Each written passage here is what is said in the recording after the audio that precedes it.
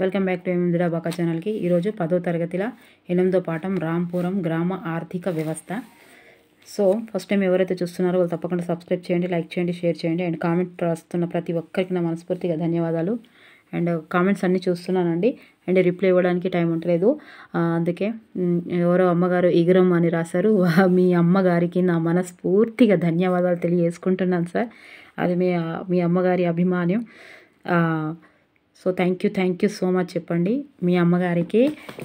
So comments రాసినందుకు చాలా thank you అని చెప్పండి. అండ్ ఫస్ట్ టైం ఎవరైతే చూస్తున్నారో వాళ్ళు తప్పకుండా ఇంకా చూస్తూ కూడా ఇంకా సబ్స్క్రైబ్ చేయక లైక్ చేయని వాళ్ళు ఉంటే తప్పకుండా చేయండి. ఎందుకంటే నేను 6th క్లాస్ నుంచి చేస్తున్నాను. 9th 10th చేయలేదు. 7th అయిపోయిన తర్వాత 10th స్టార్ట్ చేయమంటే చేశాను. చాలా పెద్దగా ఫుల్ ఉంది 10thలో అని. ఇక 10th చేయమంటే 10th చేశాను. లాస్ట్ ఇయర్ ఏమో 9th 10th నుంచి ఇచ్చారు. ఎప్పుడు ఏమి ఇస్తాడో తెలియదు. ప్రీవియస్ పేపర్స్ కూడా మీరు కామెంట్ బాక్స్లో రాయలేదు ప్రీవియస్ పేపర్ చేయాలా వద్దా అనేది. ఓకేనా? మరి ఇక తెలుగు కూడా చూడండి. తెలుగు 3rd క్లాస్ నుంచి. అందుకే నేను ప్రతి వీడియోలో చెప్తున్నాను పేపర్ 1 పేపర్ 2. ఇప్పుడు పేపర్ 1 వాళ్ళు కూడా 10th వరకు ఇంటర్ వరకు చదివిన వాళ్ళకి జాబ్లు వచ్చినాయండి. మళ్ళీ వాళ్ళకి 8th క్లాస్ వరకు ఇచ్చిండు సిలబస్. అంటే అంత లింకప్ ఉంది. 8th క్లాస్ వరకు ఉన్నా కూడా క్వశ్చన్స్ ఏ మాదిరిగా ఇస్తాడు అంటే మనకు చిన్న పిల్లల్లాగా ఏమి ఇవ్వడు కదా. అందుకే మొత్తం ఇంటర్ వరకు చదివిన వాళ్ళకి ఎడ్జిటీలు కూడా అలాగే వచ్చాయి. ఏదో ఉట్టుట్టి 6th to 3rd to 8th వరకు చదివిన వాళ్ళకి ఏం రాలేదు. సో దయచేసి మీరు కూడా పేపర్ 1 వాళ్ళైనా సరే పేపర్ 2 వాళ్ళైనా సరే 3 నుంచి 3rd క్లాస్ నుంచి 10th క్లాస్ వరకు చదవవలసింది. ఇంకా ఇంటర్ వరకు చదివినా నో ప్రాబ్లం. ఇంకా సోషల్ అయితే 5th EVS అయితే కూడా తప్పకుండా చదవాలి. ఓకేనా? ఇంకా ఇక సోది ఆపి నేను పోతాను. ఇంకా చాలా టైం ఉందని అనుకోకండి. ఒక్కసారి పేపర్ పెన్ తీసుకొని రాసుకోండి. ఎన్ని సబ్జెక్ట్స్ ఉన్నాయి టెట్కి, ఎవరెవరికి ఎన్ని సబ్జెక్ట్స్ ఉన్నాయి, టెట్కి ఎన్ని ఉన్నాయి, డిఎస్సి ఉన్నాయి. డిఎస్సి కన్ఫామ్గా మనకు డేట్ ఇస్తే కొంచెం టైం ఉంది కాబట్టి మధ్యలో సూపర్గా చదువుకోవచ్చు. ఇక టెట్కి అయితే ఇప్పుడు 30 రోజులు, ఇక 40 అనుకుంటే ఎన్ని రోజులు చెప్తాం. సో 30 రోజులు కాబట్టి ఒక్క పేపర్ పెన్ తీసుకొని సైకాలజీ, తెలుగు, సోషల్ వాళ్ళైతే సోషల్, సైన్స్ వాళ్ళైతే మ్యాథ్స్, ఫిజిక్స్, కెమిస్ట్రీ ఇవన్నీ తెలుగు, సైకాలజీ, ఇంగ్లీషు అవన్నీ ఎన్ని రోజులు ఎట్లా చదవాలంటే అప్పుడు తెలుస్తుంది. మనం టైం వేస్ట్ చేయొద్దు. ఫోన్లో పెట్టి కూర్చోవద్దని. ఫోన్లు ఎందుకంటే ఫోన్లు అనేది థంబ్నెయిల్స్ చూడగానే ఒకటి ఒత్తేస్తాం. వల్ల ఒత్తేయగానే అది మనకు సంబంధించింది కాకపోయినా సరే, మనకు అనవసరమైనది అయినా సరే, అంటే నా వీడియోస్ అని కాదు ఎవరి వీడియోస్ అయినా సరే మీకు అవసరం ఉంటేనే చూడండి, మీకు అవసరానికి వస్తేనే చూడండి. లేకపోతే అనవసరంగా టైం అంతా వేస్ట్ చేయొద్దు. ఓకే? ఫోన్ ముట్టుకున్నామంటే మీకు సబ్జెక్టుకు సంబంధించిన మీకు నచ్చిన వీడియోస్ చూడండి, మీకు ఉపయోగపడేటి. అదొకటి ఇదొకటి థంబ్నెయిల్ చూసి మనం మొత్తం అనుకో ఇదొకటి అదొకటి అది చాలా వాల్యుబుల్ అయిన టైము. మీరు ఒక్కసారి ఇప్పుడు ఈరోజు ఈ వీడియో విన్న వాళ్ళు ఒక్కసారి పేపర్ పెన్ తీసుకొని వేయండి. సైకాలజీకి ఎన్ని రోజులు ఉంది, టెట్కి అది రివిజన్ ఎట్లయితుంది అప్పుడు తెలుస్తుంది. ఒక్కొక్క దానికి 5 రోజులు కూడా రాదు. నిజంగా ఒక్కసారి చూడండి మీరు. ఓకేనా? ఇక స్టార్ట్ చేద్దాం. పశ్చిమ ఉత్తరప్రదేశ్లోని సారవంతమైన గంగా మైదానపు ఒండ్రు నేలల్లో రాంపూర్ గ్రామం ఉంది. ఓకే? ఇది 2024కు సంబంధించింది కాబట్టి కొన్ని ఊర్లు మార్పులు ఉన్నాయి. సో ఇదే సిలబస్ నుంచి ఇస్తాడు. మీ దగ్గర ఏమైనా పాతవి ఉంటే చూసుకోండి. పశ్చిమ ఉత్తరప్రదేశ్లోని సారవంతమైన గంగా మైదానపు ఒండ్రు నేలలో రాంపూర్ గ్రామం ఉంది. పంజాబ్, హర్యానాతో పాటు పశ్చిమ ఉత్తరప్రదేశ్ వ్యవసాయ పరంగా సంపన్నమైన ప్రాంతం. ఓకే? పంజాబ్, హర్యానా. రాయ్గంజ్ అనే పట్టణం రాంపూర్ గ్రామానికి 3 కిలోమీటర్లో ఉంది. కరెక్ట్గా చదవండి ఇదే. ఇవి అసలు ఈ బుక్స్ అకాడమిక్ బుక్స్ ఎందుకు చదవాలంటే అకాడమిక్ బుక్స్ 3వ తరగతి నుంచి మనం 10వ తరగతి వరకు 3వ తరగతి నుంచి 10వ తరగతి ఎందుకు చదవాలంటే ఈ 3వ తరగతిలో క్వశ్చన్ను ఎలా ఉంటుంది, 3వ తరగతి పిల్లవాడి సైకాలజీ ప్రకారమే ఉంటుంది. సో అది మనం చదవగానే మన స్థాయి వేరేది కాబట్టి, మన స్థాయి ఎక్కువ కాబట్టి అవి చదవగానే అర్థమైపోతాయి. కానీ ఆన్సర్ క్వశ్చను 3వ తరగతి పిల్లవాడిలాగా ఉండదు, ఇయ్యడు మనకు. మనం ఇప్పుడు ఏ స్థాయిలో ఉన్నామో అదే స్థాయిని పట్టిస్తాడు. 10th క్లాస్ కూడా అంతే. 10th క్లాసే అకాడమిక్ బుక్స్ ఎందుకు చదవాలంటే బయట ఉన్న బుక్స్ ఎందుకు వద్దు, అకాడమిక్ బుక్స్ ఎందుకు చదవాలంటే ఇందులో ఈజీగా ఉంటుంది కాబట్టి. ఈజీగా అంటే ఇప్పుడు 10వ తరగతి పిల్లగాడికి 14, 13 సంవత్సరాలు, పిల్లవాడి స్థాయిని బట్టి ఆ లెసన్ ఉంటుంది. ఆ స్థాయి మనకి ఈజీ అయిపోతుంది కదా, అది చదివితే. ఇప్పుడు చిన్నగా రాయగంజ్ నుంచి 12 కిలోమీటర్ల దూరంలో ఉన్న జహంగీరాబాదు ఉంది, జహంగీరాబాదు ఉంది అని ఇట్లా మనకు ఇది వస్తాడు. కానీ ఇట్లా ఇస్తాడా మనకు ఈ రేంజ్లో, మనం ఏ ఏజ్లో ఉన్నామో ఆ రేంజ్నే ఇస్తాడు. మనం ఏ పోస్ట్కి అర్హులమో ఆ రేంజ్నే ఇస్తాడు. కాబట్టి కంటెంట్ బాగా చదవాలి, ఈజీగా అనిపిస్తుంది. కానీ ఈజీగా అని ప్రీవియస్ పేపర్ చూస్తే తెలుస్తుంది ఆ విషయం. నేను చెప్పేది మీకు అర్థమైందని రాయండి కామెంట్ బాక్స్లో. నేను చెప్పేది అర్థమైందా? 3వ తరగతిలో ఉంది, 3వ తరగతిలో ఆడపిల్ల ఉంది, కన్నెపిల్ల ఉంది, చిన్నపిల్ల ఏమో ఉంది. అది పీజీటీలో ఇచ్చిండు. అది అర్థమే కాలేదు. ఒకరు అదన్నారు, ఒకరు ఇది అన్నారు, అది ఒకరు అన్నారు. ఆయన ఇచ్చింది తీరు అట్లా ఉంది. మరి అట్లా 3వ తరగతి స్థాయిలో ఉండరు. కాకపోతే మనం చదువుకునేటప్పుడు ఈజీగా అర్థమవుతుంది. ఓకేనా? నేను చెప్పేది ఏంటిది ఉద్దేశం అని అంటే, ఏదైనా ఈజీగా ఉందని ఈజీగా చదువుకుంటూ పోవద్దు. దాన్ని మన మెథడ్లోనే చూసుకుంటే వెళ్ళాలంటే, ఓహో ఇట్లానా అది అనుకుంటా. క్వశ్చన్ అట్లా ఈజీగా ఇయ్యాడు కదా. ఎక్కడి వరకు వచ్చినా, రాయ్గంజ్ నుంచి 12 కిలోమీటర్ల దూరంలో ఉన్న జహంగీరాబాదు ఉంది. రాంపూర్లో వ్యవసాయం ప్రధాన ఉత్పత్తి. రాంపూర్ గ్రామంలోని శ్రమజీవులలో అధిక శాతం తమ జీవనోపాధి వ్యవసాయం మీద ఆధారపడి ఉన్నారు. రాంపూర్ గ్రామ ప్రజల సంక్షేమం వ్యవసాయ క్షేత్రాల ఉత్పత్తి మీద ఆధారపడి ఉంది. సో వ్యవసాయ ఉత్పత్తిలో భూమి చాలా కీలకమైంది. అయితే సాగులో ఉండే భూమి విస్తీర్ణం దాదాపు స్థిరంగా ఉంటుంది. రాంపూర్లో 1921 నుంచి సాగు భూమి విస్తీర్ణం పెరగలేదు. రాంపూర్ గ్రామంలో వర్షాకాలం ఖరీఫ్లో రైతులు జొన్న, సజ్జలు సాగు చేస్తారు. రాంపూర్ గ్రామంలో అక్టోబర్, డిసెంబర్ నెలల మధ్య బంగాళాదుంప పంటను సాగు చేస్తారు. రాంపూర్ గ్రామంలో అక్టోబర్ అండ్ డిసెంబర్ నెలల మధ్య బంగాళాదుంపను పంటను సాగు చేస్తారు. రాంపూర్ గ్రామంలో చలి రబీలో గోధుమ పంటను వేస్తారు. రబీ, చలి, లీబీ ఏదన్నా ఒకటి గుర్తుపెట్టుకోండి. తప్పకుండా బుక్ మొత్తం టచ్ చేస్తాడు. ఎక్కువ వేరే ఒక్కొక్క లెసన్ నుంచి 2-3 ఇవ్వచ్చు, కానీ ప్రతి లెసన్ టచ్ చేస్తాడు. ఒకటే లెసన్ వస్తుంది, అన్ని లెసన్లకి వెళ్ళి మంచుకోటి అంతే. ఎన్ని వస్తాయి? 40 క్వశ్చన్స్ వస్తే 40 లెసన్లకి వెళ్ళి 40 రావచ్చు. ఇంకొకటి ఎక్కడైనా వదిలేస్తాడు. రాంపూర్ గ్రామానికి దగ్గరలో గల రాయ్గంజ్లో మార్కెట్ యార్డ్ ఉంది. రాంపూర్ గ్రామంలో కొత్త విస్తీర్ణంలో చెరుకు సాగు చేస్తారు. ఇది సంవత్సరం కాలపు పంట. నేరుగా చెరుకును కానీ లేదా బెల్లంను తయారు చేసే కానీ సమీప పట్టణమైన జహంగీరాబాదులోని వ్యాపారస్తులకు అమ్ముతారు. ఇట్లా మ్యాచ్ ద ఫాలోలా ఇస్తాడు. జహంగీరాబాద్ అట. ఒకే విస్తీర్ణంలో సంవత్సరంలో ఒకటి కంటే ఎక్కువ పంటను సాగు చేయటాన్ని బహుళ పంట సాగు అంటారు. భూమి నుండి ఉత్పత్తి పెంచడానికి ఇది అత్యంత సాధారణమైన పద్ధతి.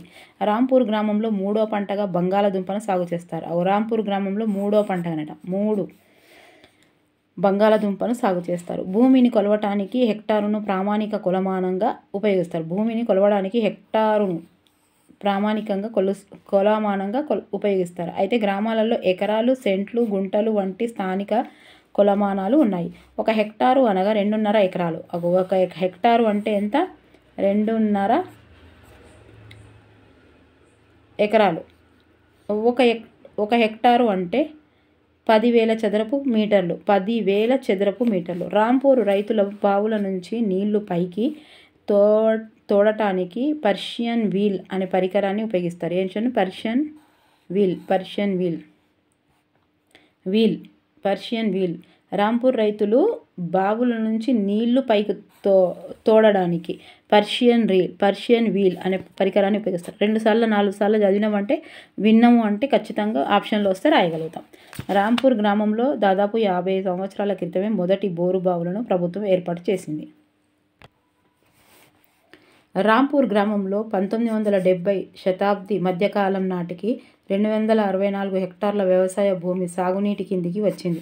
దేశంలోని నదీ మైదానాలు, కోస్తా ప్రాంతాల్లో మాత్రమే సాగునీటి సదుపాయాలు బాగున్నాయి. దక్కన్ పీఠభూమి వంటి పీఠభూమి ప్రాంతాలలో సాగునీటి సదుపాయాలు తక్కువ.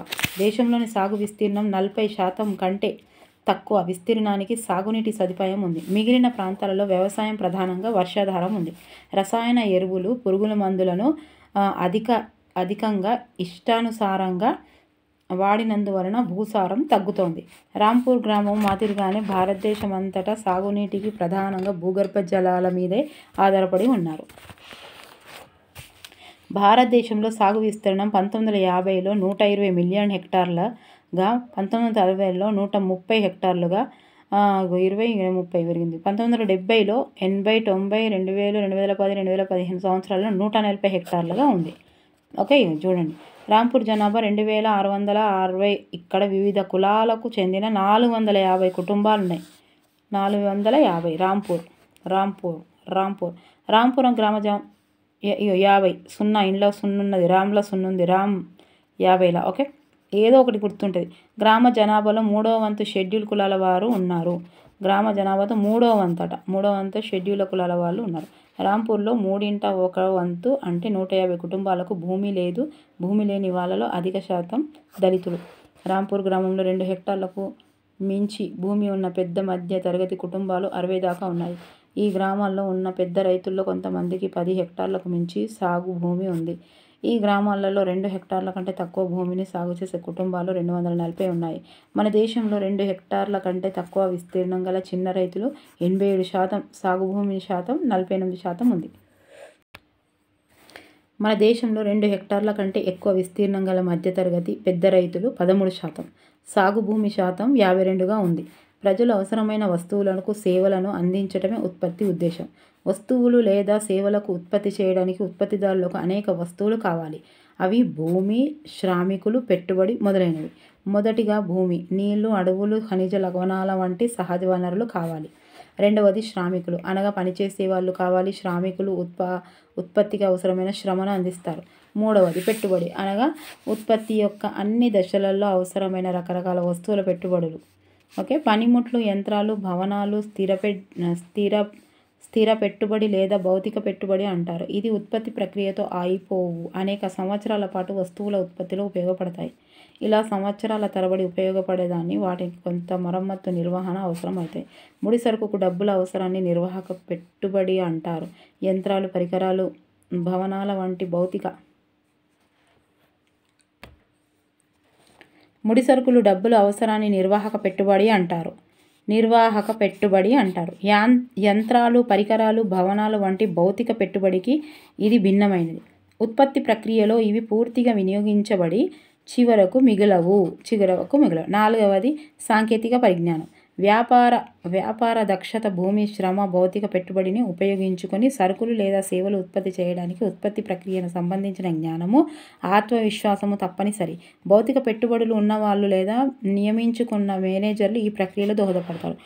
భూమి, శ్రమ, పెట్టుబడులను కలుపుకొని వ్యక్తులు లేదా వ్యాపారవేత్తలు ఉత్పత్తి చేస్తారు. వీటిని ఉత్పత్తి కారకాలు అంటారు. భూమి తర్వాత ఉత్పత్తిని అవసరమైన అంశాలలో శ్రమ ఒకటి.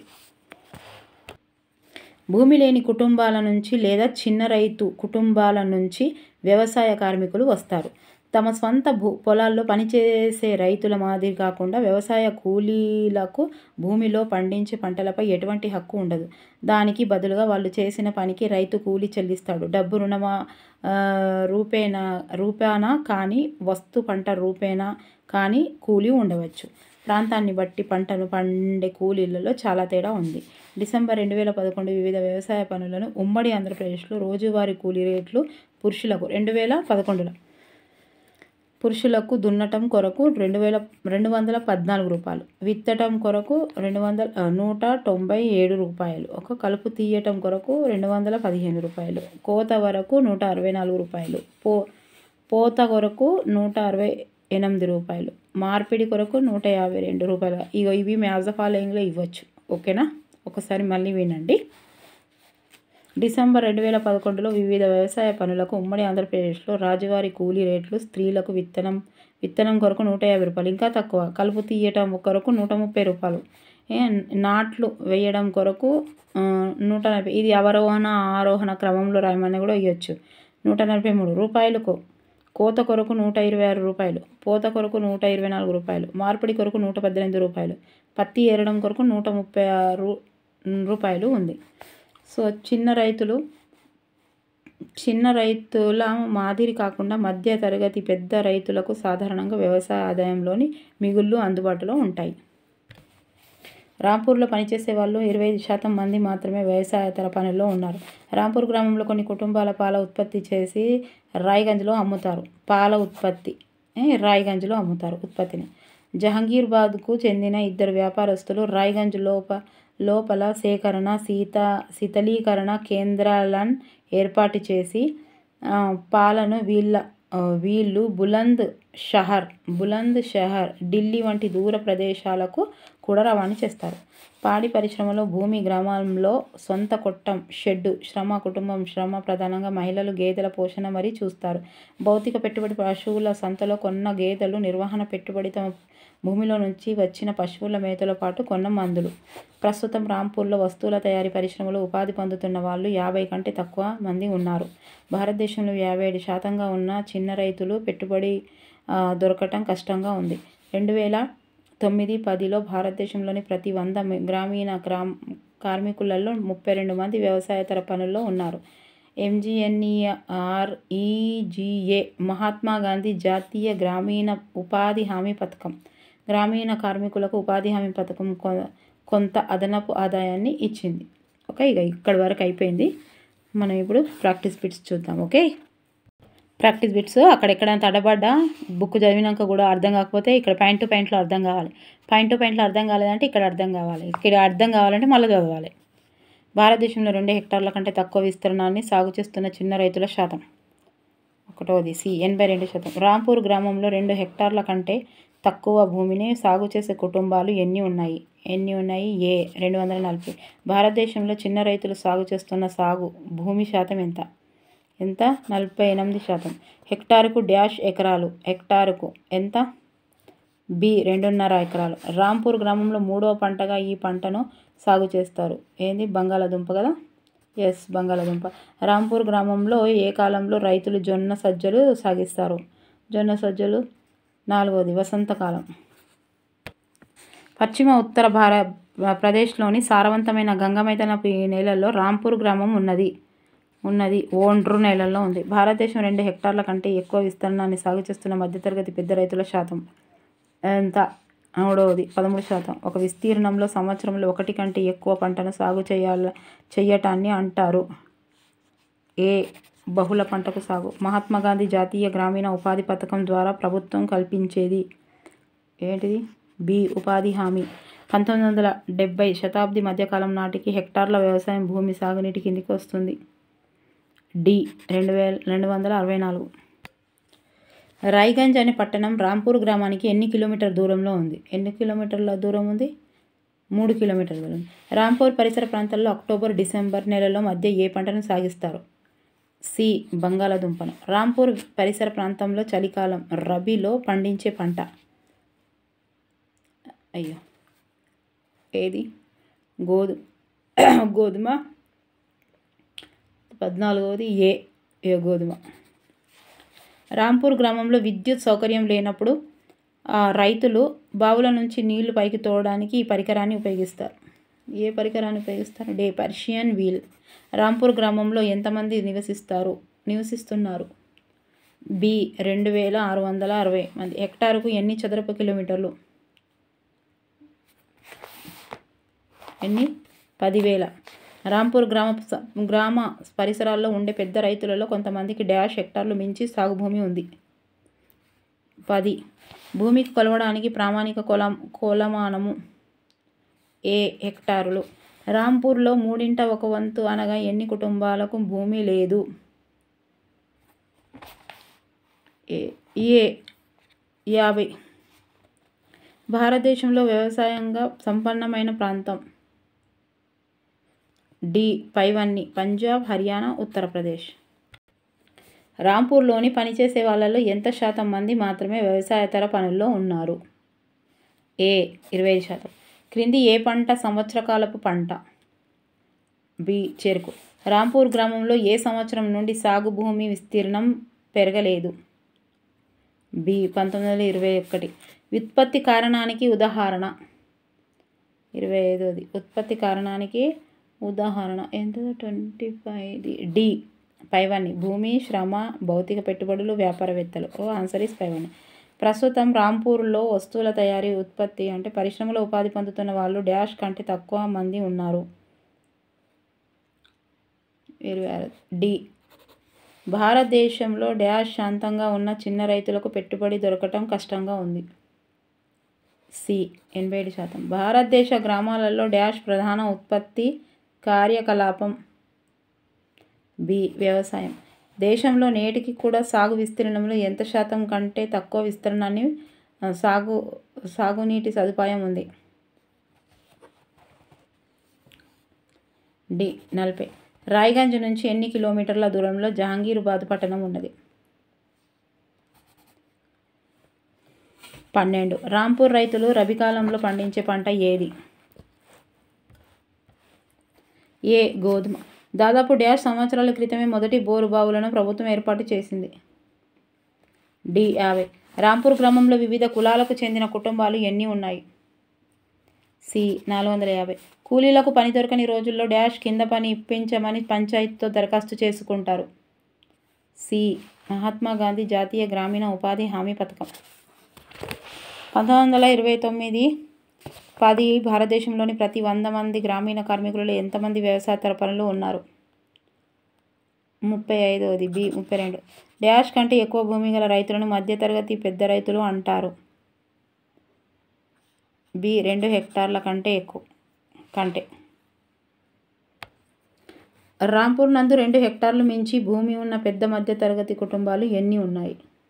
ఏ.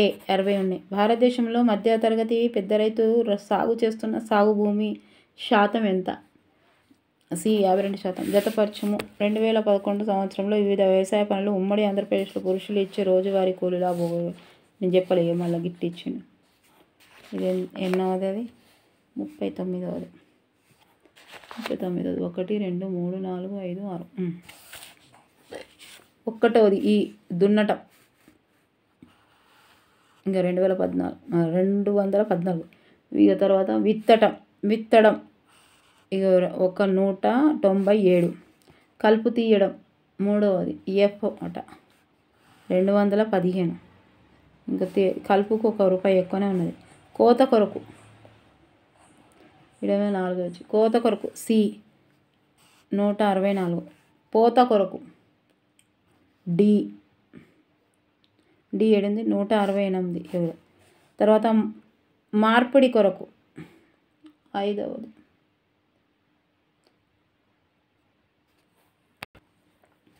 ఇక 6వది బి. ఓకే. ఇంకొకటి చిన్న లెసన్ ఉంది కానీ 40 క్వశ్చన్స్ ఉన్నాయి చూడండి. ఇది కూడా జతపరచు. 2011 సంవత్సరంలో వివిధ వ్యవసాయ పనులను ఉమ్మడి ఆంధ్రప్రదేశ్లో స్త్రీలకు ఇచ్చే రోజువారీ కూలీ రేట్లను చెక్. ఇగో ఫస్ట్ 1 ఇదేంటిది 40వది ఎన్నోది 1 సి అట 1 సి. విత్తడం ఇగో 152. కలుపు తీయడం ఏ. 130. నాట్లు వేయడం డి. 143. కోత బి. 126. పోత కొరకు ఈ. పోత కొరకు 5వది ఇగో ఈ. మార్పిడి కొరకు 6వది జి. పత్తి ఏరడం 7వది ఇగో ఎఫ్ అట ఇగో. ఓకేనా? ఇక అయిపోయినాయి. చిన్న లెసన్ తొందరగా అయిపోయింది. నచ్చితే లైక్ చేయండి, సబ్స్క్రైబ్ చేయండి, షేర్ చేయండి. తప్పకుండా ప్లీజ్ లైక్ చేయండి. సో కామెంట్స్ రాస్తున్న ప్రతి ఒక్కరికి నా మనస్ఫూర్తిగా ధన్యవాదాలు తెలియజేసుకుంటున్నా. మీరు ఇలాగే రాస్తుండండి, నేను ఇలాగే వీడియోస్ చేస్తూ ఉంటాను. అండ్ ఇంకా చూస్తూ కూడా లైక్ చేయని వాళ్ళు తప్పకుండా ప్లీజ్ చేసుకోండి, సబ్స్క్రైబ్ చేసుకోండి, షేర్ కూడా చేయండి మీ బంధుమిత్రులకు. ఓకేనా? ప్లీజ్ నచ్చితే లైక్ చేయండి. ఒక్కసారి పేపర్ పెన్ను తీసుకొని రాయండి. సీరియస్గా చదివేవాళ్ళు, అటెంప్ట్ చేసేవాళ్ళు కాదు. ఉట్టిగా అటెంప్ట్ చేయడం అంటే వేరే విషయము. ఖచ్చితంగా డిఎస్సి రావాలి. ఇది అర్హత పరీక్ష కాదు. అర్హత పరీక్షతో పాటు జాబును డిసైడ్ చేసే పరీక్ష అని మొత్తుకుంటున్నా నేను. నా వీడియోస్ చూసిన వాళ్ళు ప్రతి ఒక్కరూ తప్పకుండా వాళ్ళకు 100 పైన రావాలని నేను మనస్ఫూర్తిగా దేవుణ్ణి కోరుకుంటున్నా. మీరు కూడా అట్లా ఏం చేయాలి? కష్టపడాలి. అట్లే ఇవాళ నేను ఒక స్టేటస్ పెట్టినా కదా, ఒక్క ఫోటో దిగి దాన్ని ఎడిట్ చేసుకుంటాం అందంగా కనిపించాలి అని, అందరు మెచ్చుకోవాలి అని ఆ ఫోటో మనం ఈడ రియల్గా అనిపిస్తూనే ఉంటాం, ఈడ మనం రియల్గా అనిపిస్తూనే ఉంటాము, అయినా సరే మన ఫోటోకి ఎడిట్ చేసుకుంటాం ఇంకా అందంగా కనిపించాలని ఈడ రియల్గా ఉన్నాక కూడా. మరి ఇక మన ఫోటోలు మనకు ఎడిట్ చేసుకొని అందంగా కనిపించాలి, నలుగురు మెచ్చుకోవాలన్నప్పుడు మన లైఫ్ను కూడా అట్లనే చేసుకోవాలి కదా, దాన్ని కూడా ఎడిట్ చేసుకోవాలి కదా. ఎక్కడ ఎప్పుడు బయల కప్పలాగే బతుకుతామా? సక్సెస్ అంటే ఏదో ఇంటి ముంగట 4 కార్లు ఉండి ఓ బిల్డింగ్లు కట్టుడు కాదు, నువ్వు చేస్తున్న పని మీద ఎంత ఫోకస్ ఇస్తున్నావు అనేది. ఇంకటి కంపారిజన్ ఏం అవసరం లేదు. వస్తుంది రాలేదు అంటే మనం చేసిన కష్టం ఎంత, ఇక ఇంతకంటే ఎక్కువ నేను చేయలేనురా బాబు అన్నట్టు ఉండాలి. కానీ ప్రతిదానికి ఫ్రస్ట్రేషన్లో వచ్చి బాధపడి కరెక్ట్గా ప్లాన్ వేయనప్పుడు బాధపడడం దేనికి అవసరం చెప్పండి? ఎన్ని రోజులని మనం అట్లా బాధపడుతుంటాం మనం. అవునా కాదా? నేను చెప్పింది ఇప్పుడు కరెక్ట్గా సీరియస్గా చదవాలి అన్నప్పుడు కూడా ఆడ మొత్తం సీరియస్గా చదివినాక కూడా లాస్ట్కి అదృష్టమే. ఎందుకంటే 1:3లకు పోయి 0.1లా పోయింది అంటే వాళ్ళకంటే ఏం తక్కువ ఉన్న నాలెడ్జ్ అని కాదు, ఏం కాదు. మరి అదే ఫ్రస్ట్రేషన్స్ తోటి కూర్చుంటామా? మళ్ళీ ట్రై చేస్తామా? మళ్ళీ ట్రై చేయాలి. మళ్ళీ నువ్వు 100% ట్రై చేయండి, అయ్యో ఇక రాలేకపోయా, మొన్న గింత చదివేది ఉండే, గంత చదివేది ఉండే, అట్లా చదివేది ఉండే, ఇట్లా చదివేది ఉండే అని బాధపడొద్దు. ఇక చదివితే కరెక్ట్గా చదవాలి, ఏదో వచ్చేటట్టు, లేదా 1:3 పోయేటట్టు, లేకపోతే నెక్స్ట్ వచ్చేటట్టు. ఇప్పుడు చదివింది ఎప్పుడు వృధా అవ్వదు. ఇప్పుడు మొన్న వచ్చినాయి అన్నీ 17లో ఓడగొట్టుకున్న వాళ్ళు, 22లో ఓడగొట్టుకున్న వాళ్ళు, 8లో ఓడగొట్టుకున్న వాళ్ళకి వచ్చినాయి ఇప్పుడు. ఎడ్జిటీలో అంటే ఫ్రెషర్ మొన్న చదివిన వాళ్ళకు, మొన్న రాసిన వాళ్ళకు రావచ్చు. కానీ వీళ్ళందరూ అంతా పొడగొట్టుకొని మళ్ళీ ఇట్లా చదివిన వాళ్ళకే వచ్చింది. అందుకే సీరియస్గా చదవండి, ఫ్రస్ట్రేషన్ తీసుకోవద్దు. చదివేది ఉంటే చదివేదాం. ఎన్ని రోజులని ఇట్లా టెట్టులు డిఎస్లు రాసుకుంటూ కూర్చుంటాం? వస్తుంది లైఫ్. ఇంకా ఫ్రస్ట్రేషన్ తోటి బతుకోవద్దు, ఫ్రస్ట్రేషన్ తోటి రాయొద్దు. రాసినామా లేదా రాయాలి, అట్లా సీరియస్గా చదవాలి. మరి ఇలా పేపర్ పెన్ తీసుకోరు, ఎక్కడైతే కూర్చున్నారో మీరు ఇప్పుడు పేపర్ పెన్ తీసుకొని రేపు పొద్దున్న నాకు కామెంట్స్ రాయరి. ఇప్పుడు నేను చేసేటప్పుడు 11 అవుతుంది. ఇక మీకు టైం ఉంటే మీరు పాపం అలసిపోయి వస్తే జాబర్స్ ఉన్నోళ్ళు, వాళ్ళు చిన్నపిల్లలు ఉన్నోళ్ళు, ఫ్యామిలీ బాధ్యతలు ఉన్నోళ్ళు, పెళ్ళిళ్ళు వాళ్ళు తిరిగేటోళ్ళు, వాళ్ళందరూ పాపం ఇప్పుడు 11 గంటలకు ఒకవేళ చూస్తే మీరు ఖచ్చితంగా రాయాలి. ఇప్పుడు పేపర్ పెన్ తీసుకొని రాయండి, కామెంట్ రాయండి. పేపర్ పెన్ తీసుకొని రాస్తే లెక్కలే తెలిపాయి మీకు. మనకు ఇప్పుడే సెట్ వస్తుంది మనకు. అయ్యో ఎంత మస్తు ఉంది టైము, 7 టైము మస్తు. ఒకసారి పేపర్ పెన్ తీసుకోరి. సైకాలజీకి ఎన్ని రోజులు ఎత్తారు, తెలుగుకు ఎన్ని రోజులు ఎత్తారు, మీకు రాని సబ్జెక్ట్ ఏంటిది, మొత్తమే 0లో ఉన్న పర్సెంటేజ్ ఏ సబ్జెక్ట్ ఉంది, మొన్న ఎడగొట్టుకున్నాము. ఇంత అవగాహన ఉండద్దా, క్లారిటీ ఉండద్దా, ఇన్నిసార్లు రాస్తున్నాం? అవునా కాదా? ఎవరిని హర్ట్ చేయాలని కాదు, తప్పకుండా రాయాలని, చదవాలని అంటున్నాను. ఏడ కూర్చున్నారు ఆడ లేవాలి. ఇప్పుడు లేవాలి, చదవాలి, కూర్చోవాలి. పాపం మన మీద ఎంతమంది మన అమ్మ, మన పేరెంట్స్, ఇంకా పెళ్ళిళ్ళైన వాళ్ళకంతే, భార్య, పిల్లలు, ఎన్ని బాధ్యతలు ఉన్నాయి. వాడేమో 49 సంవత్సరాల వరకు పెట్టే రాసుకుంటూ వర్రి అని ఇటు జాబ్ రాగానే ఇంకా అందులో ఏమన్నా మనకి ఇంకేమన్నా తక్కువ ఉంటే ఇంకా 52, 53 అంటే మళ్ళీ ఆయనకి జాబ్ వచ్చిందా అంటే అదృష్టం కొద్దీ 10 ఏళ్ళకో 5 ఏళ్ళకో మళ్ళీ రిటైర్మెంట్ అవ్వడే. అంత మంచి ఆపర్చునిటీ పెట్టినాక యూజ్ చేసుకోకపోవడం ఏంది కదా? నేను చెప్పింది ఇప్పుడు అర్థమైంది కదా? మనకి అక్కడ సంవత్సరాలు ఇవ్వబట్టే, 49 సంవత్సరాల వరకు, 44 సంవత్సరాల వరకు ఇవన్నీ రాసుకోవట్టే. ఒకరికి 60, ఒకరికి 70, ఒకరికి 90. ఇదే మైండ్ సెట్లు పెట్టుకోవద్దు. నేను 70, 60, 75కు పాస్, 60కి పాస్, 90కి పాస్ అని పెట్టుకోవద్దు, 100కే పాస్ అని పెట్టుకోరు. 100కే పాస్ అని 1000 రూపాయలు కట్టినాం, 200 ఉండే ఫీజు 1000 రూపాయలు కట్టినాం. ఎందుకు? ఈసారి మాత్రం ఖచ్చితంగా రాయాలి. ఇప్పుడు ఫ్రీగా, కొంతమంది ఫ్రీ, కొంతమందికి కాలేదు, కొంతమంది ఫ్రీగా ఫీ కట్టిరు. ఏడ కట్టినా ఎట్లా కొట్టినా 100 పైకి రావాలని మనస్ఫూర్తిగా కోరుకుంటాను. కామెంట్స్ అయితే తప్పకుండా రాయరు. పేపర్ పని తీసుకొని ఎన్ని రోజులు ఉందో చూసి రాయరు. 40 రోజులని ఎగురుతున్నాం కదా, ఓకేనా? అప్పుడు రాస్తే అప్పుడు టైం వేస్ట్ చేయరు. లేవడం 1 గంట లేవండి. సైడ్ ఎఫెక్ట్ అని మనం చాలాసార్లు సైడ్ ఎఫెక్ట్ అవుతుంది, గోళీలతోటే అవుతుంది సైడ్ ఎఫెక్ట్ అని డాక్టర్ని అడుగుతూ ఉంటాం. గోళీలతోటే కాదండి, మనం 5 గంటలకు లేచేది 10 గంటలకు లేస్తే కూడా సైడ్ ఎఫెక్ట్ అవుతుంది. 5 గంటలకు మనిషి లేవాలని ఆడ అన్ని ధార్మిక బుక్కులలో ఉన్నాయి. 5 గంటలకు లేవకపోయి 10 గంటలకు లేస్తే దాని సైడ్ ఎఫెక్ట్ ఉంటుంది. తినే టైంలో తినకపోతే దాని సైడ్ ఎఫెక్ట్ ఉంటుంది. పద్ధతిగా ఉండే పద్ధతిగా ఉండక ఎక్స్ట్రా ఉంటే అదో ఉంటుంది. నువ్వు చూసే టైంలో ఫోను చూసే టైంలో చూడక, చూడని టైంలో చూడక ఎంతసేపు చూస్తున్నావో ఆ సైడ్ ఎఫెక్ట్ కూడా ప్రతి ఒక్కటి సైడ్ ఎఫెక్ట్ ఉంటుంది. మొత్తం సైడ్ ఎఫెక్ట్ ఉన్నా కూడా ఆ గోళీలకు ఒక్కటి అడుగుతారు, సైడ్ ఎఫెక్ట్ వస్తుంది ఆ కిడ్నీలకు అని. అన్నిటికి వస్తాయి ఇట్లా వేసుకోండి, అన్నిటికి వస్తాయి. నేను చెప్తే మీకు నవ్వు రావచ్చు లేదా ఏమన్నా అనిపించవచ్చు, కానీ నాకు అట్లా అనిపిస్తుంది. ఏం సైడ్ ఎఫెక్ట్లు అన్నిటికీ. ఒకటి గోళీలు వేసుకుంటే కిడ్నీలకు సైడ్ ఎఫెక్ట్ అవుతుందట. ఇక కాదా ఇప్పుడు నువ్వు 5 గంటలకు లేస్తావు, 5, 6, 7, 8, 9 ఇక 3 గంటలు, 3 గంటలలో ప్రపంచాన్ని వెళ్ళొచ్చు. దాని సైడ్ ఎఫెక్ట్ కాదా? నువ్వు 9కి లేస్తే 8కి లేచిన, 5 గంటలకు లేచినోడికి 8 గంటలకు లేచినోడికి ఎంత ఎఫెక్ట్ ఉంటుంది? అవునా కదా? ప్లీజ్ ఇక నా సోది ఆపి ఇక మీరు ఒక్కసారి ఇది విని ఇక పండుకోండి. ఇక బాగాసేపు చదువుకోవద్దు. ఆరోగ్యమే మహాభాగ్యము. ఆరోగ్యం ఉంటేనే అన్నీ ఉంటాం. అన్నీ చూసుకుంటానే, ఆరోగ్యం చూసుకుంటానే చదువుకోవాలి. 2 గంటలు ఎక్కువ కూర్చున్నారంటే కింద కడుపున వస్తుంది అంటారు. ఫోన్లు చేసి అన్ని నొప్పులే ఇప్పుడు, అన్ని నొప్పులే అందరికీ. కాలేజ్ పిల్లలు మొత్తం సీనియర్లకు నొప్పులు, జూనియర్కు నొప్పులు. 2 గంటలు కూర్చి చదివితే మేడం శాతం అవుతుంది, అన్ని నొప్పులే అవుతున్నాయి అడుగుతారు. ఇవన్నీ ఉంటాయి, అందరికి ఉంటాయి. చిరంజీవి వాళ్ళకి లేవా? అందరికి ఉన్నాయి, నొప్పులు ఉన్నాయి, పైల్స్ ఉన్నాయి, అందరికి ఉన్నాయి. వాళ్ళు భరిస్తారు, ఏదో ఫోటోలలో గట్లా కనిపిస్తారు, కానీ వాళ్ళకైతే ఇంకా నిద్ర లేవు. మనం మంచిగా నౌకరీ చేసి వస్తున్నాం, మనం 9కి పోతున్నాం, 4:30కి వస్తున్నాం. మళ్ళీ ఇంట్లో కూడా సేమ్. వాళ్ళైతే సూర్యుడు షూటింగ్ ఉంటే ప్రొద్దున లేవాలి, సూర్యుడు ఉంటే వర్షంలో లేవాలి. వాళ్ళకి ఎంత కష్టం. వాళ్ళకు ఉన్నాయి నొప్పులు ఉన్నాయి, వాళ్ళకు నొప్పులు వస్తాయి, వాళ్ళకు పైల్స్ ఉన్నాయి, వాళ్ళకు జ్వరాలు ఉంటాయి, వాళ్ళకు థైరాయిడ్లు ఉంటాయి, వాళ్ళకు బీపీలు ఉన్నాయి, వాళ్ళకు షుగర్లు ఉన్నాయి.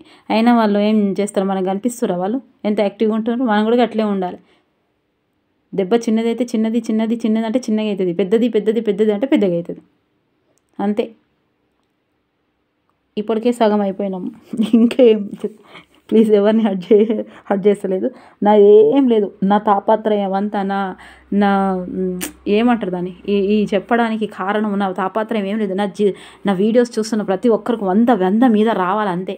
100 మీద రావాలి. పండుగ వేసుకుంటే ఇక నేను. ఓకేనా? Thank you for watching. Bye, take care. Comments అయితే రాయడం మర్చిపోవద్దు. ఓకేనా? మీ అమ్మగారికి ధన్యవాదాలు అండి. కామెంట్స్ రాసిన వాళ్ళ అమ్మగారు ఏదో చెప్పారని రాశారు. ఏమో ఇగురం మీ వీడియో వల్ల ఈ ఇగురం లేని వాళ్ళకి ఇగురం వస్తుందట. అమ్మ మీకు ధన్యవాదాలు చెప్తున్నా నేను, నా మీద అభిమానం ఉన్నందుకు. ఓకేనా? Thank you for watching. Bye, take care.